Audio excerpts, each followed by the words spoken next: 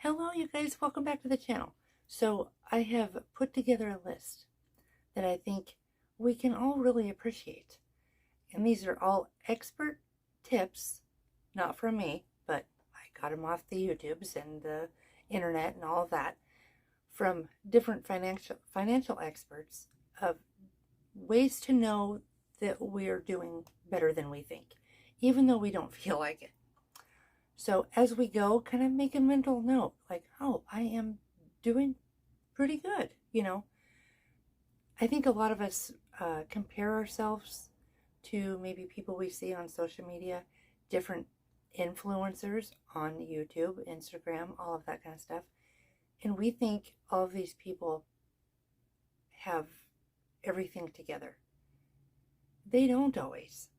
And I would venture to say, maybe some of the financial, people would, but not all these influencers. I don't care how much they're making. I don't care if they're making millions of dollars a year. That doesn't necessarily mean they're in a better financial position than you or I are. So let's go through this list and we will see how well we're doing. And then at the end, we're going to give ourselves a pat on the back and a high five. Okay? Let's go through. We may not check them all off, but I bet you a lot of us can check these off. Probably most of us can check a lot of them off. Here we go. Number one is that you are actively researching and trying to come up with a plan for progress. As we know, having a plan is half the battle, it seems like. And if you're researching, that means you're naturally curious and you want to know. So, and that's obviously most of us, because you clicked on the video, I'm making the video, boom, we got one right there. Okay, the next one is you can actually pay your bills on time and avoid late fees. That in itself is amazing. I mean, the fee industry with these banks, I'm sure is billions of dollars. It has to be. That's how they make money. Okay, the next one is you don't live paycheck to paycheck.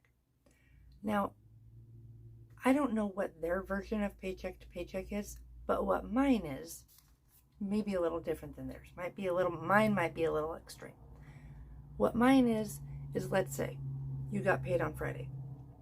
It is now Monday. You've paid bills, maybe got a few groceries, got gas. You have no money left until Friday or next Friday when you get paid. That's a lot of people. Let's see. What does this say? I wrote some of these statistics down. 32% of adults run out of money before payday. That's a lot. That means that a lot of these people aren't doing the first one, which is having the plan. So if your money is lasting you at least until payday, shoot, we're not doing too bad, right? Okay. The next one is you're putting money into savings. Now, it doesn't say how much money you're putting into savings. It could be $5. It could be $500. That's not the point. The point is that you're making a habit out of it and you are paying yourself something. That is very important. And apparently, a lot of people don't do this. So if you are, there you go. It's another check mark. Next one is you're planning for your future. Now, that is really important because the majority of people, there's a whole lot of statistics on this that I'm not going to go through. However, 32% of people have zero money set aside for their future. So nothing in retirement, nothing. They're not putting into anything at work. They're not doing anything on the sides like any IRAs or anything. They haven't bought real estate, any of those investments. They have none. So if you do have something, you're putting into something at work.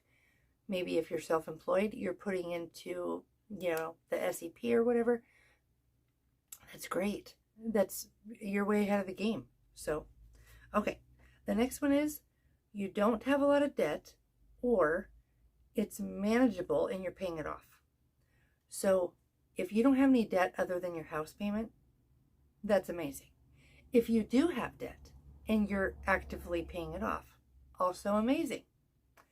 If you have some debt, you're not necessarily working on paying it off right now, but it is upcoming in your plan. Amazing, right? The fact that we're thinking about this, you guys, is fabulous. Most people are going through just going with the flow, They're not really thinking about much of anything. They're just, getting paid, spending, getting paid, spending with absolute abandon. They just aren't thinking about it. So the fact that we are says that we're doing better than we think. Okay, let's move on here. Okay, you have a steady income. Absolutely. If you have a steady income, or maybe it's not so steady, but it's an income and it's fairly reliable, that's great. There's so many people that do not. So hallelujah for that, right? Okay, next one is you have insurances. So if you own a home, you have homeowners insurance. If you're a renter, you have renter's insurance so that, you can protect your stuff from, fire and theft and whatnot. You have car insurance, health insurance, and if you have a family, you pay for life insurance, right? So if we have all of those bases covered, that keeps the insurances there to make sure, that we don't have a catastrophic event that wipes us out. That's why we pay for insurance. And if you do, awesome. Okay, the next one is that your net worth is increasing. Now, sometimes it will go down because a lot of our net worth is, subject to market fluctuations, maybe real estate prices, stock market, all of that kind of stuff. So sometimes it does go down, but it has, say over the course of 5 years or a few years in a row, it has, a fairly steady trajectory. And sometimes it just is stagnant, which is fine because, the economy is that way, It is that way sometimes. But it has a steady, semi-steady, it's on the upward motion here. Let's see. The next one is you control your spending. You maybe don't give in to lifestyle creep, lifestyle inflation, all of that kind of stuff. You control the flow of your money. You have a plan. This goes back to that plan thing, right? Budget, plan. Okay. And you aren't worried about money.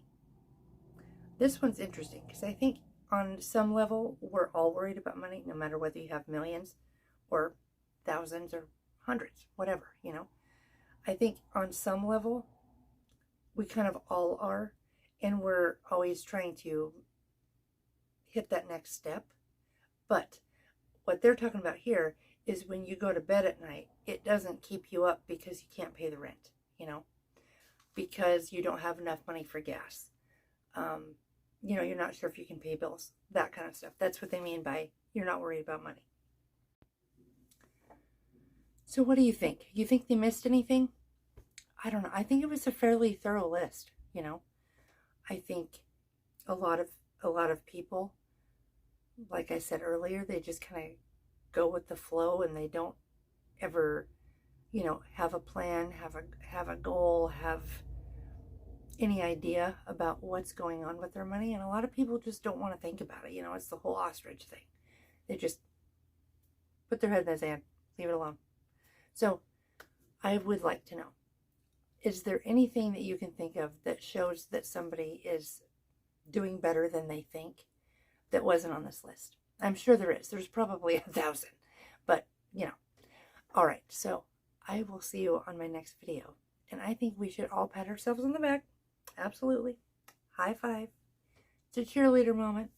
We're doing great, guys. Even if we can't check off every single one of these, even if we can only check off 5, 6, 4, whatever, that means that we're thinking about it, we're trying to get a plan together, and we're trying to go in an upward motion. And I think that is fabulous, guys. We're all trying to do better. We're trying to make progress, and I'm here for it. Tell me down in the comments, what do you think is what's your next move to kind of chalk off your list? You're working on an emergency fund to have some money in the bank. Are you working on just getting into some good habits? I would love to know. Are you, just tell me. I just want to know all the things. And we can cheer for each other in the comments. I love you guys. I think you're fabulous. And let's cheer each other on. All right, I will see you in the next video.